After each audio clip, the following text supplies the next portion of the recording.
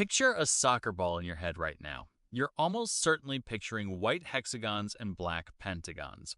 Here's the twist. That exact ball hasn't been used at a World Cup since 2002. So why does everyone still picture it? And why does it look nothing like a basketball in the first place? Here's the real difference between the two. A basketball does have panels, usually 8 of them, but they're pre-molded into curved shapes before they're ever assembled, so they can just be pressed onto a sphere. The classic soccer ball was built the opposite way, from completely flat pieces of material stitched together around an air-filled bladder. And flat pieces create a real geometry problem. How do you build something round out of shapes that don't curve? The earliest attempts didn't solve it elegantly. Ancient predecessors were leather-wrapped pig bladders, and in medieval England, when those bladders kept bursting, players switched to a sturdier alternative, a simple leather covering stuffed with cork shavings.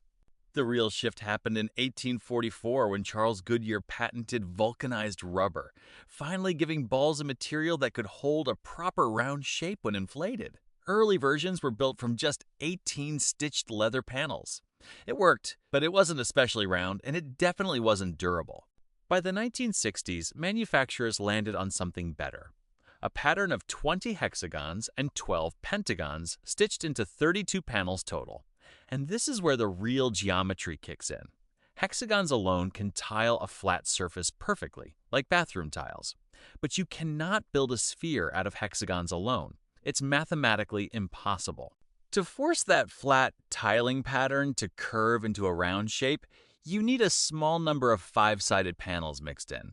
And as long as you're mixing hexagons with pentagons specifically, no matter how big the ball is or how many hexagons you use, you always need exactly 12 pentagons. Not roughly 12, exactly 12 every time. This exact 32 panel shape has a name, a truncated icosahedron. Decades after soccer balls were already using it, chemists discovered a real molecule built from 60 carbon atoms arranged in precisely this same hexagon and pentagon pattern. They named it Buckminster fullerene, and it later won its discoverers a Nobel Prize. The exact geometry of a soccer ball turned out to be one of the most stable shapes in all of chemistry.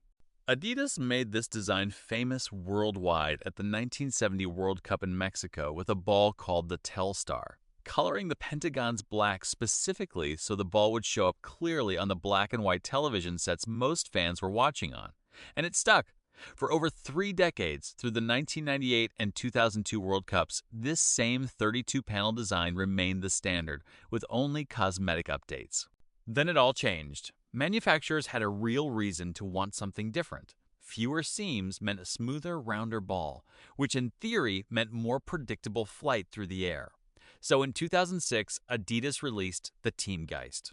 Its 14 panels were an entirely new shape, part propeller, part what Adidas called bone-shaped strips, with no pentagons anywhere in sight. For 2010's Jabulani, they went further still, down to just 8 molded panels, 4 rounded hexagons, and 4 triangles, based on a shape called a truncated tetrahedron, applying that same 12-point math rule but with triangles standing in for pentagons this time. It was marketed as the roundest ball ever made. It did not go well. Goalkeepers tore into it. With fewer seams disrupting the airflow, the ball wobbled through the air almost like a knuckleball. And the thin air at some of South Africa's high-altitude stadiums made it even harder to read. Here's why manufacturers were even allowed to keep changing the shape entirely.